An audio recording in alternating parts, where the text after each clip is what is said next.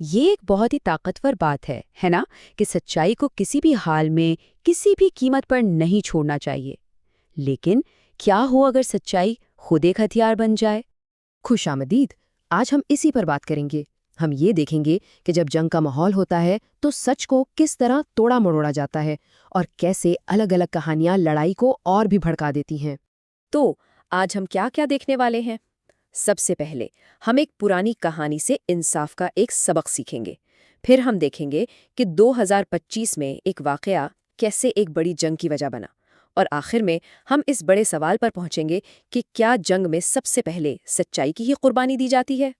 تو چلیں شروع کرتے ہیں اس تاریخی کہانی سے جو ہمیں سچ اور انصاف کا ایک معیار دے گی، ایک پیمانہ جس سے ہم آج کے دور کی ایک بڑی لڑائی کو سمجھنے کی کوشش کریں گے۔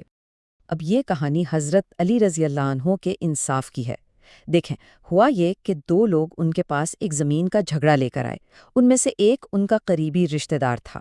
حضرت علی نے دونوں کی بات بہت غور سے سنی، کسی کی طرفداری نہیں کی، اور پھر جو فیصلہ دیا وہ ثبوتوں کی بنیاد پر دیا۔ اور پتہ ہے کیا؟ فیصلہ ان کے اپنے رشتہ دار کے خلاف کیا۔ اس سے کیا سبق ملتا ہے؟ یہی کہ اصل انصاف ذاتی رشتوں سے بہت اونچا ہوتا ہے۔ تو یہ ہے وہ معیار، وہ آئیڈیل، ایک ایسی سچائی جو بالکل صاف ہو، جس میں کوئی جھول نہ ہو۔ اب اس بات کو ذہن میں رکھیے گا، کیونکہ اب ہم آج کے دور کی پیچیدہ دنیا میں قدم رکھنے والے ہیں۔ چلیں اب اس کہانی کی صاف شفاف دنیا سے نکل کر آج کی فوجی کارروائیوں کی دھندلی حقیقت کی طرف چلتے ہیں۔ اچھا، تو 22 جون 2025 کو امریکہ نے ایران کی 3 نیوکلیئر سائٹس پر حملہ کیا، فورڈو، نتنز اور اصفہان۔ یہ تو ایک فیکٹ ہے، ایک حقیقت ہے، لیکن ان حملوں کا نتیجہ کیا نکلا؟ یہاں آ کر کہانی تھوڑی گڑبڑا جاتی ہے۔ اور یہی وہ جگہ ہے جہاں سے ہماری آج کی بات کا اصل مرکز شروع ہوتا ہے، یعنی جو عوام کو بتایا گیا اور جو خفیہ اداروں کو معلوم تھا، ان دونوں میں زمین آسمان کا فرق تھا۔ ذرا یہاں دیکھیں، ایک طرف امریکی حکام عوام کو کیا بتا رہے ہیں کہ سائٹس کو بہت شدید نقصان پہنچا، نتنز کی سائٹ تو تباہی ہو گئی، اور ایران کا پروگرام 2 سال پیچھے چلا گیا۔ لیکن دوسری طرف جو انٹیلیجنس کی رپورٹ لیک ہوئی، وہ کیا کہتی ہے کہ سائٹس تباہ نہیں ہوئیں، صرف نقصان پہنچا اور پروگرام صرف کچھ مہینے پیچھے گیا۔ یہ کتنا بڑا فرق ہے؟ تو سوال یہ پیدا ہوتا ہے کہ آخر عوام کو ایک کہانی کیوں سنائی جا رہی تھی، جبکہ اصل حقیقت کچھ اور تھی؟ اور یہ جو معلومات کی جنگ تھی نا، یہ صرف باتوں تک ہی محدود نہیں رہی۔ 2025 میں جو کہانی گھڑی گئی، اسی نے 2026 میں ہونے والی اصل جنگ کی بنیاد رکھی۔ تو چلیں اب دیکھتے ہیں کہ 2025 میں پیدا ہونے والے اس فرق نے 2026 میں فوجی کارروائیوں کو کیسے جنم دیا۔ اور پھر دیکھیں کہ حالات کتنی تیزی سے بگڑے۔ 28 فروری کو امریکہ اور اسرائیل نے آپریشن شروع کیا۔ اسی دن ایران کے سپریم لیڈر ہلاک ہو گئے، اور ایران نے بھی فوراً جوابی کارروائی شروع کر دی۔ صرف چند دنوں میں ایک چھوٹا سا آپریشن پورے خطے کی جنگ میں بدل گیا، جس میں کئی اور ممالک بھی شامل ہو گئے۔ اب جنگ کو جائز قرار دینے کے لیے بھی 2 الگ الگ کہانیاں سامنے آئیں۔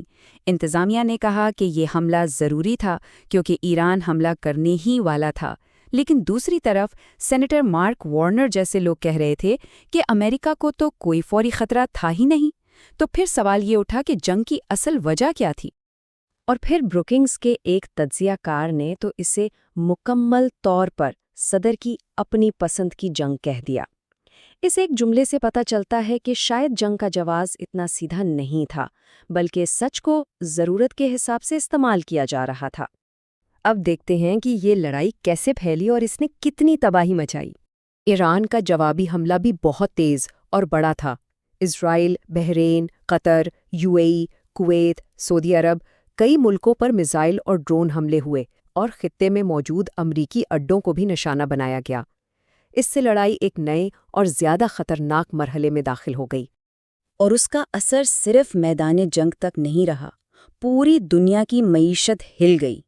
خلیج فارس سے تیل کی سپلائی رک گئی، تیل اور گیس کی قیمتیں آسمان پر پہنچ گئیں، فلائٹس بند ہو گئیں۔ مطلب یہ مسئلہ اب صرف ایک علاقے کا نہیں رہا تھا، پوری دنیا اس کی لپیٹ میں آ چکی تھی۔ لیکن دیکھیں، پیسوں اور نقشوں سے بھی بڑی قیمت ہوتی ہے، اور وہ ہے انسانی جانوں کی۔ ریڈ کراس نے بھی وارننگ دی کہ اس بڑھتی ہوئی لڑائی میں عام شہریوں کی زندگیاں بہت بڑے خطرے میں ہیں۔ تو اب ہم اپنی بات کو سمیٹتے ہوئے واپس اسی مرکزی خیال پر آتے ہیں، یعنی سچائی۔ تو اصل بات کیا ہے؟ یہی کہ اصل گولیاں چلنے سے بہت پہلے الفاظ کی جنگ شروع ہو چکی تھی۔